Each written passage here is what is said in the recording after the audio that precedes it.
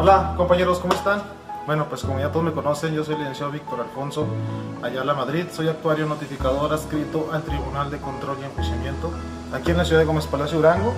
Y bueno, vamos a platicar en este documental qué es el juicio contencioso administrativo. De igual manera vamos a platicar su fundamento legal y su estructura. Así que acompáñenme a ver este documental. Compañeros, ¿cómo están? Me encuentro aquí en presencia del licenciado José Miguel Ángel Vázquez Vega. Vamos a platicar en relación al tema juicio contencioso administrativo. Licenciado, ¿cómo está? Buenas tardes.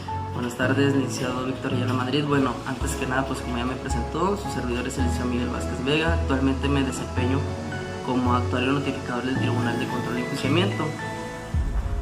Sí, licenciado, ¿qué opinión tiene en relación a este tema? Juicio contencioso administrativo. Bueno, pues es un tema muy amplio, pero queremos saber su punto de vista, su opinión. ¿Qué nos podrá platicar en relación a esto?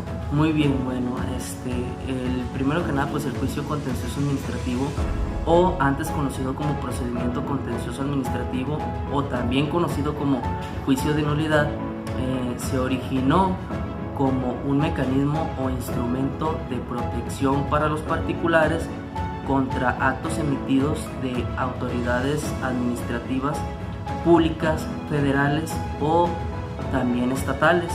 Esto cuando los actos no reúnen requisitos de validez, motivación o fundamentación, o bien violentan algún derecho. Muy bien, licenciado.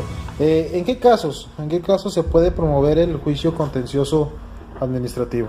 Bueno, el juicio contencioso administrativo se puede promover por cualquier particular que no se encuentre satisfecho por la resolución definitiva a algún recurso administrativo que éste haya interpuesto. Al no verse satisfecho, este particular tiene la opción de promover el juicio contencioso administrativo contra este tipo de actos, o bien contra actos, decretos o actos generales que le causen algún tipo de agravio. Este juicio contencioso administrativo el particular lo tendría que promover ante el Tribunal Federal de Justicia Administrativa. Anteriormente este tribunal era conocido como Tribunal Federal de Justicia Fiscal y Administrativa, el cual cambió su nombre cuando fue derogada la ley orgánica del Tribunal Federal de Justicia Fiscal y Administrativa para expedirse la ley orgánica del Tribunal Federal de Justicia Administrativa. Lo único que cambió es fiscal, se quitó lo fiscal para quedarlo únicamente como administrativo. Este es el órgano competente para conocer del juicio de nulidad. ¿Qué es lo que solicita aquí el particular o qué es lo que busca aquí el particular? Nada más que se declare nulo el acto administrativo que emita la autoridad administrativa que le causó el agravio. Muy bien. Licenciado, bueno, debemos reconocer este tipo de juicio como juicio en sí o como un procedimiento. Bueno, el juicio, como ya es denominado, debe de reconocerse como un verdadero juicio porque tiene las etapas de un juicio, no como de un procedimiento. Dentro del juicio existe un procedimiento, pasos a seguir. El juicio contencioso administrativo es precedido de recursos administrativos, los cuales se encuentran en las leyes administrativas. Ejemplo, cuando nos encontramos en un asunto del Instituto del Seguro Social, en este existe el particular, antes de promover un juicio contencioso administrativo, tiene otras herramientas para el poder solicitar la anulación o reconsideración del acto administrativo. Esto es que tiene recursos, digamos, ordinarios. Un ejemplo, en materia fiscal existe el recurso de revocación. Ese recurso de revocación se presenta ante la misma autoridad que emitió el acto administrativo, como lo viene siendo la Secretaría SAT, el Servicio de Administración Tributaria o Hacienda. Ante ellos mismos tú presentas tu inconformidad del crédito fiscal que se te quiere cobrar, es decir, conocido como multa. Cuando uno está inconforme con el cobro de una multa, lo que procede es recurrirlo con el recurso de revocación presentado hasta la misma autoridad. Incluso se puede presentar este recurso contra autoridades administrativas como las estatales o municipales, porque la Ley de Coordinación Fiscal faculta a SAT y Hacienda a delegar funciones de cobros de créditos fiscales al municipio o al estado mediante la Secretaría de Finanzas. El segundo recurso que se encuentra en la ley lo encontramos en la ley del Seguro Social, que es el recurso de inconformidad. Este recurso puede ser presentado por trabajadores y patrones que se encuentran en desacuerdo con algún acto que para ellos vulnera sus derechos. El tercer recurso que encontramos administrativo se encuentra en la ley de Infonavit. Es igual, lo puede presentar un trabajador o un patrón que sienta que se violentan derechos o se vulneran derechos con el acto administrativo. Es importante recalcar, que estos recursos no les opera el principio de definitividad, es decir, el particular tiene la opción de presentar los recursos o bien irse directamente al juicio contencioso administrativo. No es una obligación agotar estos recursos. Lo que sí es una obligación es que si el particular considera recurrir el acto administrativo primero ante la autoridad que emitió el acto, debe de esperarse su resolución para, una vez, si no es favorecido, promover el juicio contencioso administrativo, ya que de promover el recurso ante la autoridad que emitió el acto y no esperar la resolución y al mismo tiempo promover el juicio contencioso administrativo sería un elemento de improcedibilidad del juicio contencioso administrativo, porque en caso de que la autoridad que emitió el acto al resolver el recurso ordinario revocar el acto reclamado, pues no tendría necesidad ya de recurrirlo en el juicio contencioso administrativo. En la práctica esto es muy importante. ¿Por qué? Porque las personas o los abogados que interponen estos recursos lo único que hacen es ganar tiempo. ¿Por qué? Porque por lo regular la autoridad que emite el acto, como va a revisar ella mismo su proceder, confirma. Entonces te vas a tener que ir forzosamente al juicio contencioso administrativo. ¿Esto para qué lo hacen? Pues para ganar tiempo, porque uno ya sabe que el recurso que se presenta ante la misma autoridad pues lo va a resolver a su favor. Entonces lo único que haces es ganar tiempo para estudiar tú más el asunto y irte al juicio contencioso administrativo ante el Tribunal Federal de Justicia Administrativa.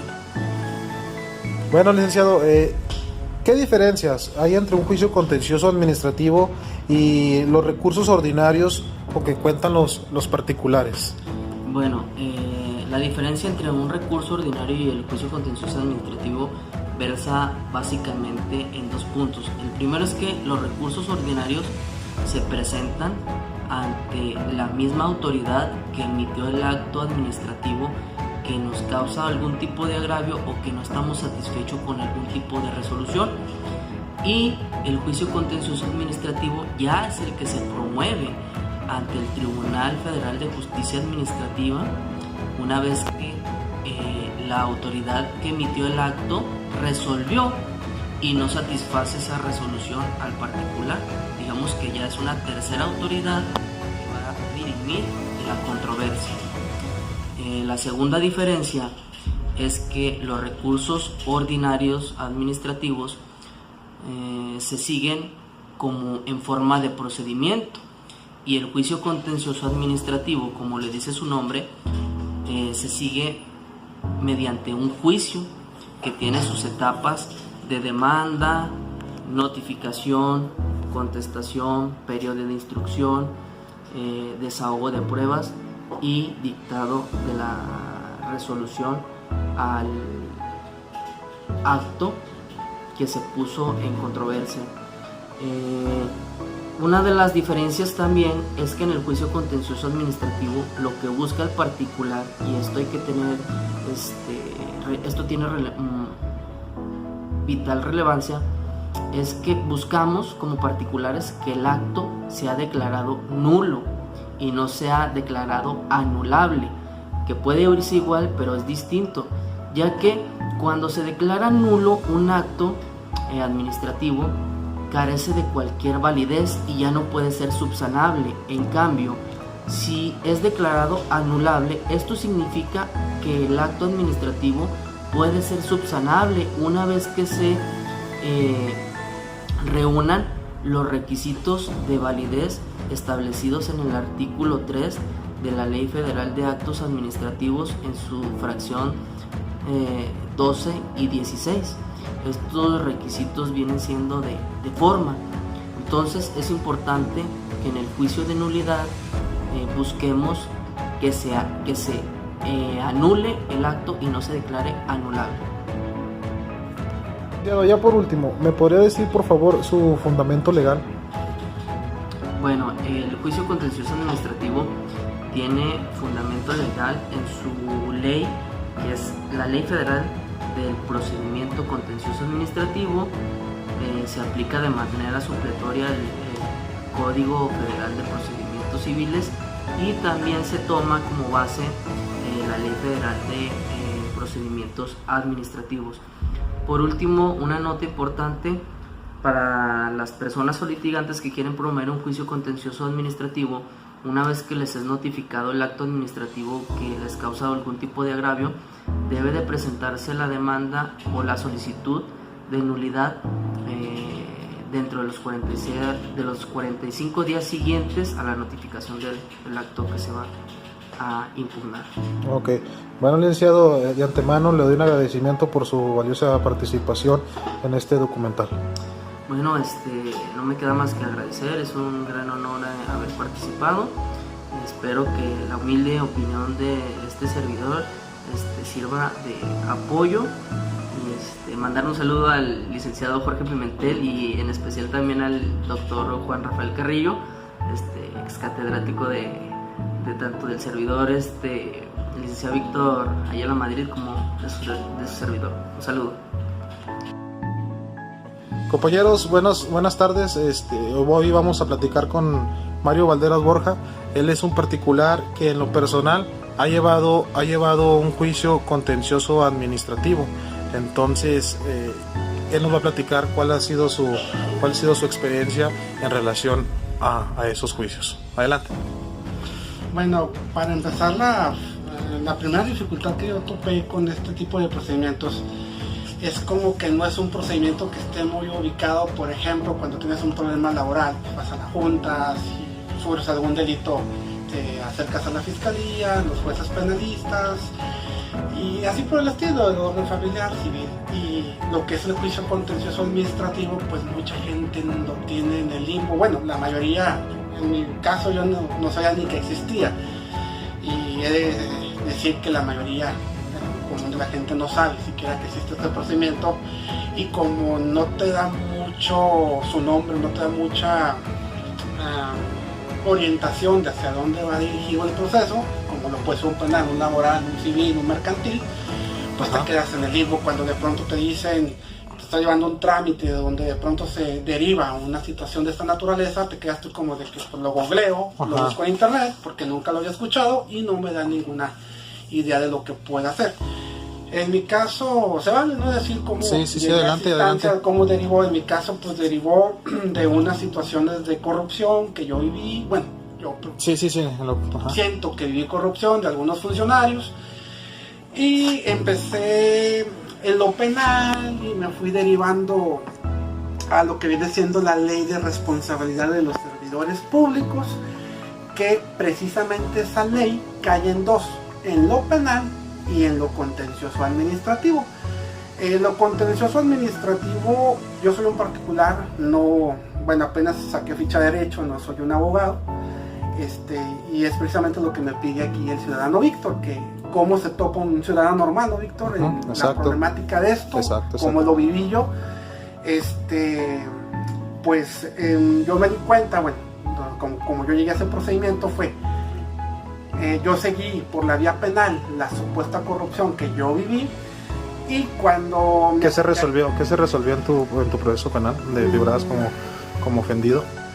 Yo, la verdad, no me gusta imputar sin pruebas, y es un caso que yo ya cerré. Pero es un capítulo de mi vida que ya cerré, pero sí hubo algo, sentí algo de presión, algo de... me tuve que salir, ¿no? Sí, entiendo. Procedimiento Entiendo. Penal, y todo lo abandoné. Me acerqué también a la Secretaría de Contraloría del Estado de Durango.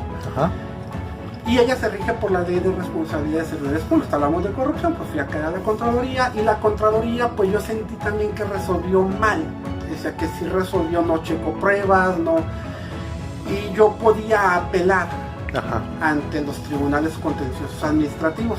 Exacto. Y es ahí donde yo me acerqué a este procedimiento. ¿Cómo fue tu acercamiento? Bueno. ¿Cómo investigaste? ¿Cómo diste? Primero que nada, bajándome leyes de Honorable Congreso del Estado de Durango. Ah, tú por tu cuenta, o sea, no sí, contrataste, no contrataste ningún abogado, no, tú te pudiste investigar. Ok, ¿y luego? Que te va mucho mejor así, porque es lo que tú quieres ver, lo que un ciudadano batallona así de porrazo. Sí, pues yo descargué la ley de responsabilidades, y ahí fue cuando por primera vez vi que se podía impugnar ante el Tribunal Contencioso Administrativo. Que segundo problema, el primero fue lo vago del asunto, lo oscuro, que no tenemos información. Segundo problema, solo hay en Durango capital. Exacto. Entonces, cuando una persona, por ejemplo yo que soy de escasos recursos, pues te imaginas estar yendo, dejando expedientes, audiencias, pues esto ya fue también de los motivos por los que yo dejé el asunto. Que ellos te notifiquen. Bueno, las notificaciones de ellos son gratis, pero pues porque ellos sí tienen para pagar un FedEx y te llegue a tu casa. Sí. Pero tú tienes que, una promoción, ir hasta allá, consultar expedientes, ir hasta allá. Y pues imagínate cuánto cuesta un pasaje a Durango, cuántas vueltas vas a dar, pues ya se te convirtió en un asunto de miles de pesitos, ¿no? Entonces ese es otro de los problemas que yo sufrí, la inaccesibilidad en cuestiones económicas.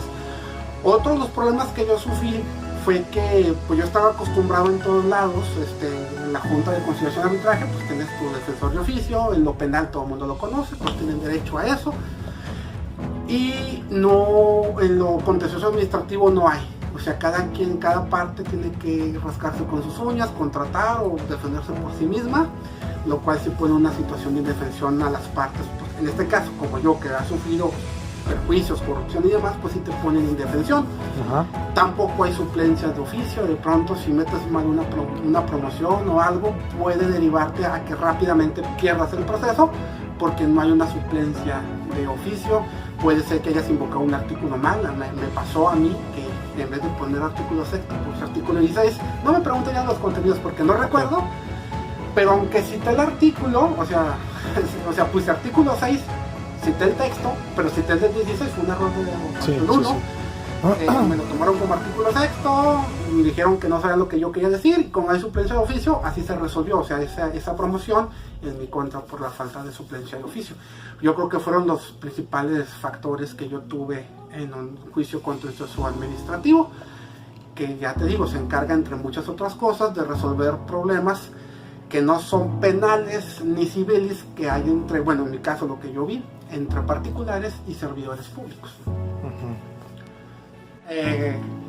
Yo de lo que pude investigar de este asunto de los juicios contenciosos administrativos es que son muy oscuros, muy vagos, no hay mucha información de ellos, pero abarcan una gran cosa, una gran cantidad de asuntos jurídicos.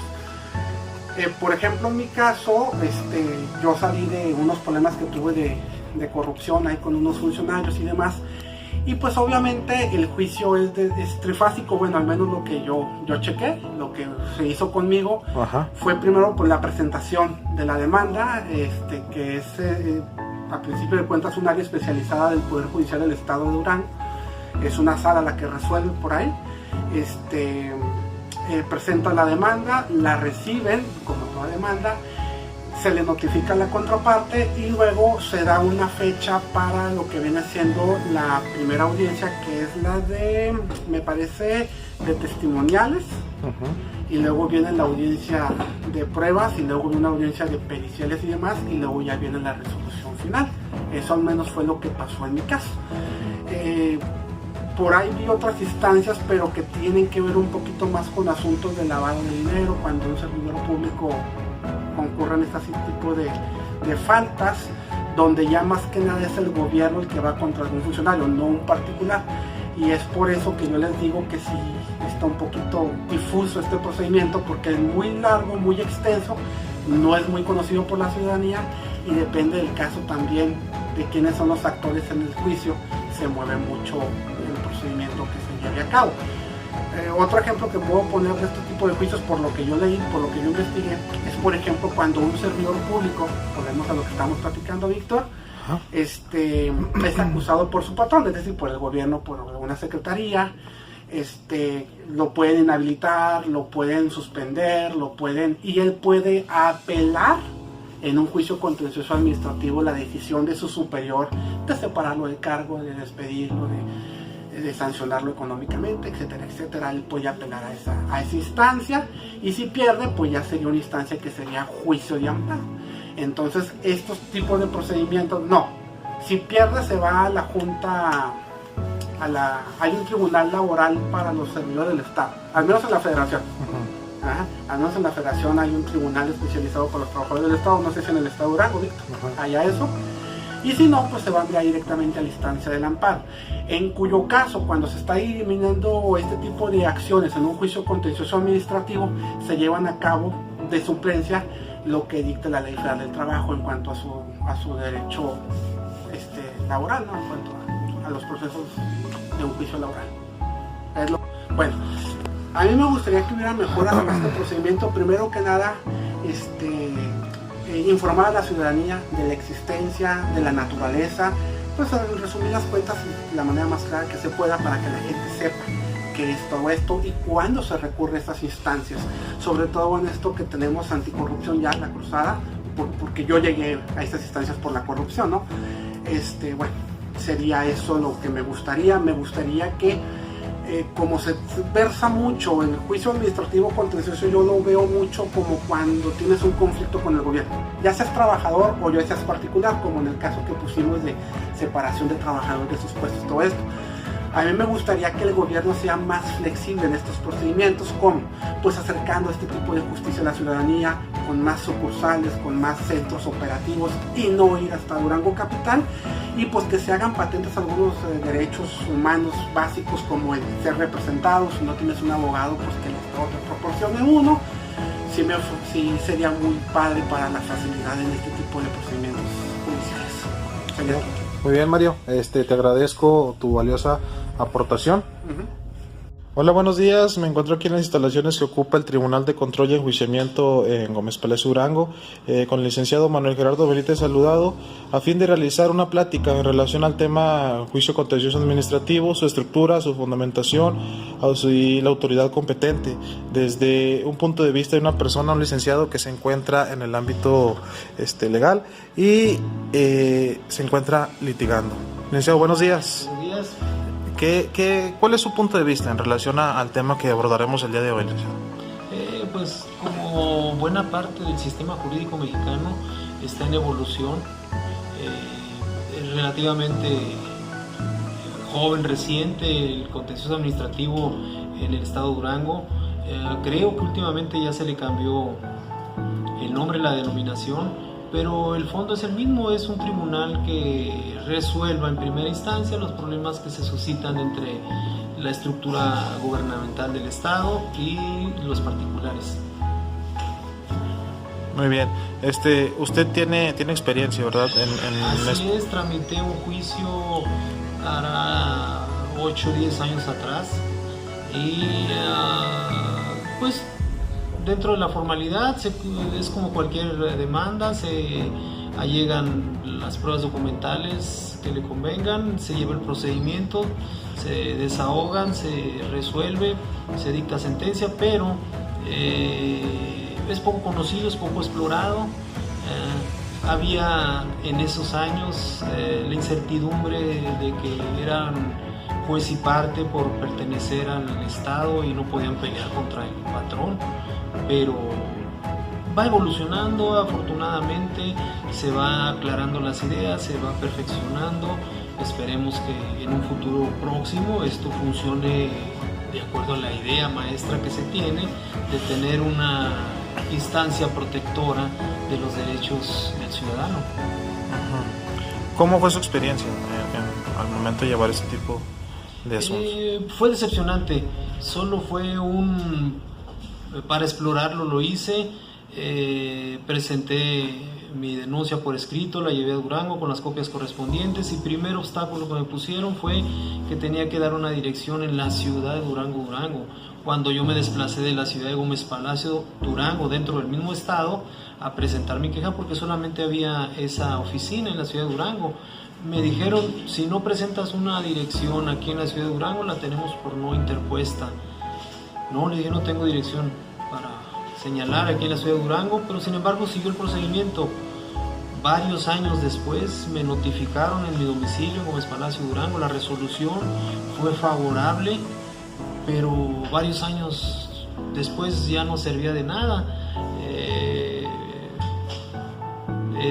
Ya había pasado los efectos que tenía y pues no, quedé muy decepcionado. Nunca más volví a tramitar un contencioso administrativo, apoyándome precisamente en principio de la ley, que se va a aplicar la más favorable, la que tenga mejores características, condiciones, tiempos más breves, como es el caso del amparo indirecto. Entonces, cuando hay una violación directa y si se puede evadir el principio de definitividad, pues se evade, pero en este caso habría que investigar, explorar en qué estado se encuentra ahorita el procedimiento contencioso administrativo actualmente. ¿Cuáles son las mejoras que usted plantearía o cuáles son las fallas más latentes? Sí, una falla fue esa, que a mí me incomodó mucho, que me pidan una dirección en la ciudad de Durango cuando tiene competencia en todo el estado. Entonces, si tiene competencia para traer, para recibir de todo el estado, pues ¿por qué piden una dirección en la ciudad de Durango, donde están ellos radicados? Pueden mandar por correo, pueden mandar por fax, pueden mandar ahora por mensajes de texto, pueden mandar por correo electrónico, pueden mandar por estafeta o correo normal. La comunicación se entabla y se protegen los derechos del ciudadano.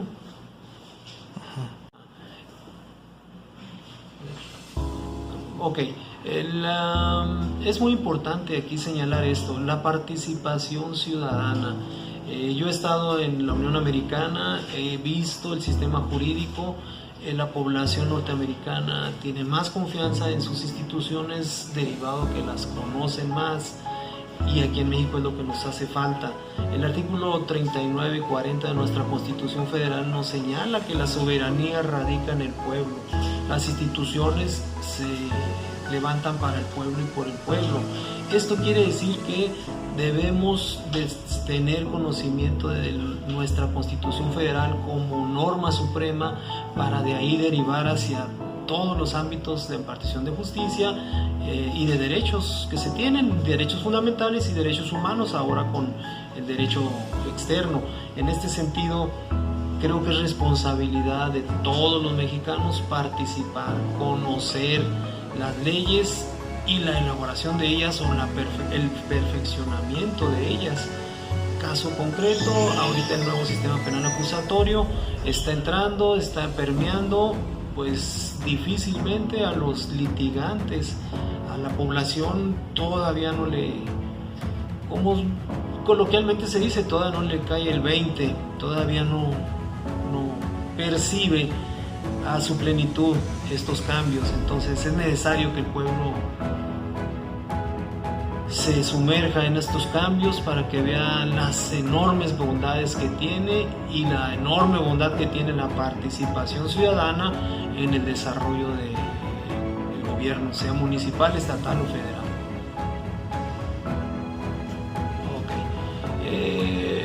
Ya como colofón a esta plática, la maestría de Derecho Penal, Procesal Penal y Juicios Orales, estamos llevando el módulo de didáctica jurídica.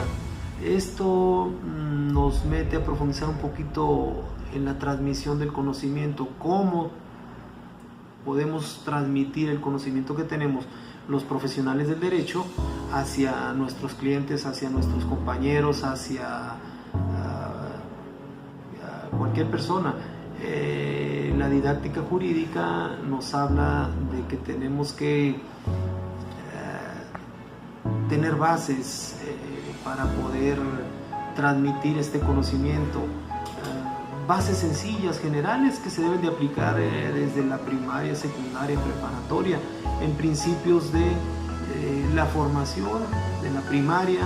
Es el 90% y el 10% solamente la información, y esto se invierte en la universidad al ser el 90% información y solo el 10% de formación. Ahí la importancia de la formación. La formación la vamos a recoger de la familia, pero si los padres, si nuestros abuelos no tuvieron esa formación cívica, esa formación cívica, sencillamente conocer las leyes del país en el que vivimos, pues no lo podemos enseñar a los hijos, y los hijos no lo aprenden en la escuela y no lo aplican en la vida. Entonces estamos ahí en un desconocimiento enorme de los beneficios y bondades que nos da este país, que nos da estas legislaciones, que nos da pues el derecho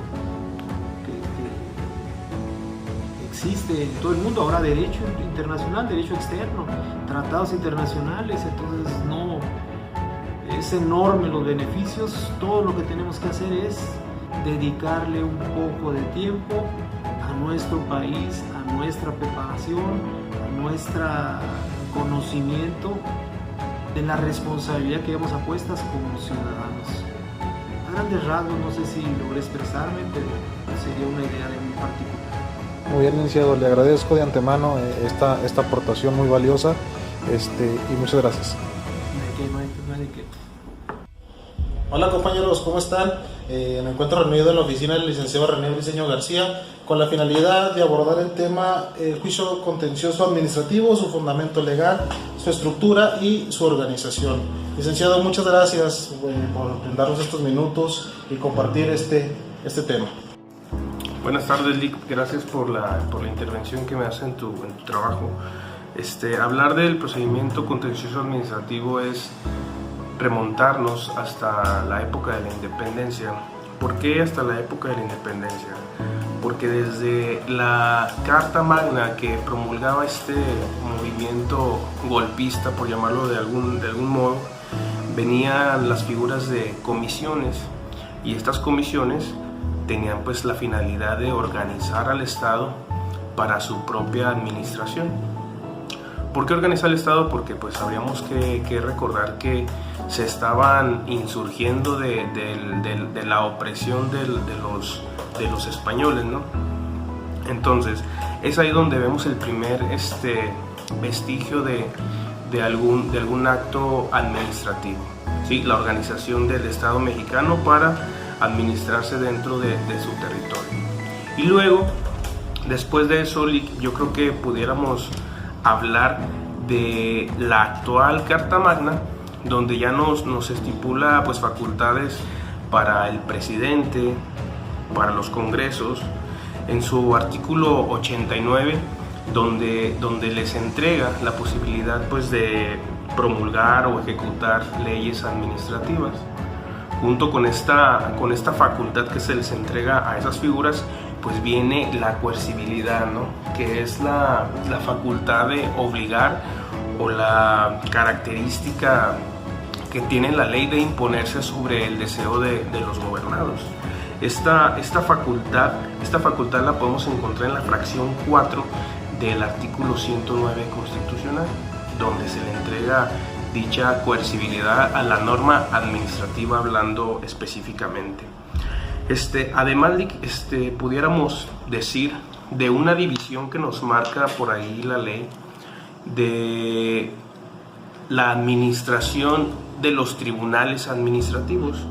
¿Por qué? Porque tenemos el artículo 115 constitucional, donde se entregan las facultades para organizarse administrativamente a la nación, y el 116, donde se les entrega la facultad a los estados de organizarse administrativamente. ¿Por qué hacer esta distinción? Porque al momento de que la federación quisiera imponer su regulación administrativa a los estados, pudiera por ahí estar violando la soberanía de cada uno de ellos. Entonces, decimos que hay coercibilidad, que hay facultades para generar normas, que hay facultades para que tanto la federación como el estado puedan imponer tribunales que resuelvan la función del Estado. Y junto con esta distinción habría que hablar del artículo 123 constitucional. ¿Por qué? Porque ahí es donde se distingue a los servidores públicos que van a regularse mediante un procedimiento contencioso administrativo o que se regulan con sus propias normas, ¿no? Que por ejemplo te digo que son militares, agentes del Ministerio Público, etc. Luego, hablar de la organización del Tribunal Federal de Justicia Administrativa, pues es también separarlo, ¿no? ¿Por qué? Porque a los estados se les entrega su autonomía para poder administrarse y poder definir cómo va a estar organizada su administración de justicia administrativa contenciosa, dejando para los estados, o más bien que en la usanza de los estados tenemos que tienen una sala unitaria, los juzgados contenciosos administrativos, una oficialía mayor y en algunas ocasiones también un defensor de oficio específicamente para los procedimientos contenciosos administrativos. Y luego ya yendo al ámbito federal, pues la gama es mucho más amplia. ¿Por qué? Porque estamos diciendo que en el Tribunal Federal de Justicia Administrativa se conforma primeramente por un presidente del tribunal y luego de ahí se vienen 58 salas regionales, que estas están repartidas sobre todo el territorio de la República Mexicana.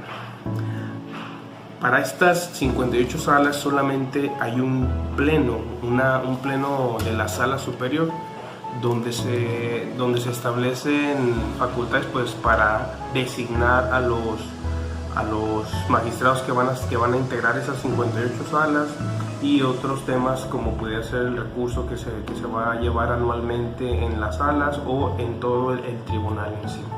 Después de estas 58 salas regionales, pues hay otra figura que se denomina Junta de Gobierno y Administración, y de esta devienen secretarías y direcciones del mismo tribunal.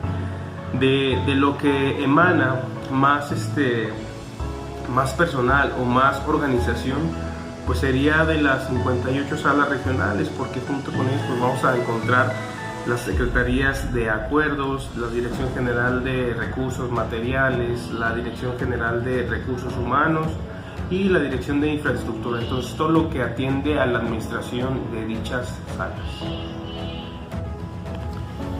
Entonces, Lick, al hablar de este procedimiento contencioso administrativo, pues como lo hemos estado palpando, se desprende totalmente un aspecto distinto de otras ramas. ¿Por qué? Pues porque como tenemos las ramas que resuelven controversias familiares, controversias civiles, mercantiles, etc., pues aquí tenemos una que nos dice a la población, oye, pues aquí hay un órgano, hay una institución que regula la actividad del Estado, ¿no? ¿Para qué? Pues para que acudas a un tribunal que te escuche sobre alguna deficiencia en el administrar de la nación. Estas mismas instituciones, pues como ya lo veníamos platicando, pues se van partiendo, ¿no? Se van partiendo por la misma disposición de la Constitución, donde nos dice pues que en materia federal pues existe la ley de procedimiento contencioso administrativo, y que la Constitución les entrega también a los estados la facultad de organizar e imponer las instituciones que crean convenientes para regular esta actividad. No habría que añadir que el procedimiento contencioso administrativo, pues ahora con la implicación o la apertura que se les da a los tratados internacionales, pues es de más exacta aplicación. ¿Por qué? Pues porque el Estado debe de ser transparente en su función. ¿Para qué? Pues para evitar atropellos a la sociedad y a los recursos que pudieran administrarse. Bueno, licenciado, le quiero agradecer de antemano su participación y su aportación muy valiosa, muy valiosa. Es un tema muy amplio y se necesita mucho más tiempo para poder platicar a fondo. No, Víctor, pues gracias a ti por considerarme. La verdad es que lo que ahorita se habló pues son aspectos muy generales. ¿Por qué? Porque como tú bien lo dices, pues el juicio contencioso administrativo o la justicia contenciosa administrativa pues va más allá de lo que pudiéramos tú y yo platicar en unos minutos que nos encontramos. Te repito, gracias, y cualquier cosa pues aquí tienes a tu servidor. Hola compañeros, nos encontramos una vez más aquí en el Tribunal de Control, a punto de realizar una entrevista al licenciado N. Omito proporcionar su nombre por seguridad para él y para su familia. Bueno, pues vamos a continuar. Licenciado N, ¿qué me puede decir en relación al juicio contencioso administrativo? Mira, licenciado Víctor, el juicio contencioso administrativo antes era llamado como juicio de nulidad, así era conocido anteriormente, y este procede contra resoluciones administrativas definitivas que establece la Ley Orgánica del Tribunal Federal de Justicia Administrativa. Como principal antecedente, este juicio de nulidad o juicio contencioso administrativo en nuestro país se encontraba regulado en la Ley para el Arreglo del Contencioso Administrativo, y esta data del año 1853, en la cual era un medio de defensa para cuestiones tales como obras públicas, contabilidad, contribuciones, agricultura y comercio principalmente. Este es regulado principalmente por la Constitución Política de los Estados Unidos Mexicanos, en su artículo 73, y la finalidad principal de este procedimiento es resolver todos y cada uno de los problemas que se presentan ante el Tribunal Administrativo, los cuales causan agravio a particulares o hasta la propia autoridad. Puede ser presentado ante un tercero el asunto para que éste resuelva el problema. Y tenemos como procedencia diferentes casos, como lo puede ser las resoluciones administrativas que sean definitivas. Estas las establece la Ley Orgánica del Tribunal Federal de Justicia Fiscal y Administrativa. También procede contra actos administrativos, decretos, acuerdos generales, siempre y cuando sean de carácter autoaplicativo o cuando el interesado los cuestione con control abierta. También procede contra o cuando las autoridades de la Administración Pública Federal crean que es necesario continuar o controvertir una resolución administrativa favorable a un particular porque es contraria a la ley.